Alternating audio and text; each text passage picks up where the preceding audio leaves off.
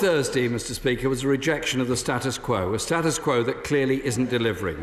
There are now 13.5 million people living in poverty in Britain, up 300,000 in the last year. 4.5 million people in England and Wales alone are in insecure work, and 2/3 of children in poverty are living in households where at least one adult is in work. The Prime Minister has 2 months left. Will he leave a one-nation legacy? And will that one-nation legacy be the scrapping of the bedroom tax, the banning of zero-hours contracts and cancelling of the cuts to universal credit?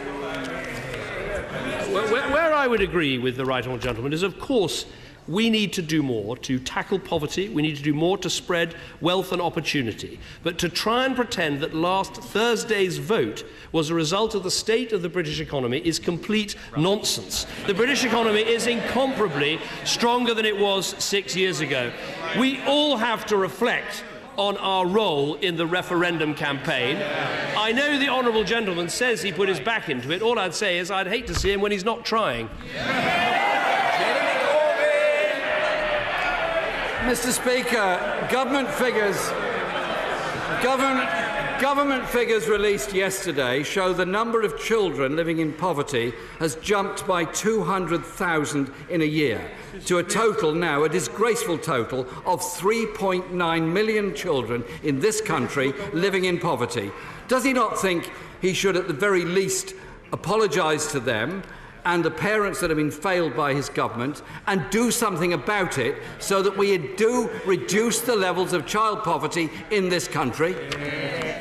Well, if he wants to deal with the figures, let me give them to him. Income and inequality has gone down. Average incomes have grown at their fastest rate since 2001. He asks about poverty. There are 300,000 fewer people in relative poverty since 2010.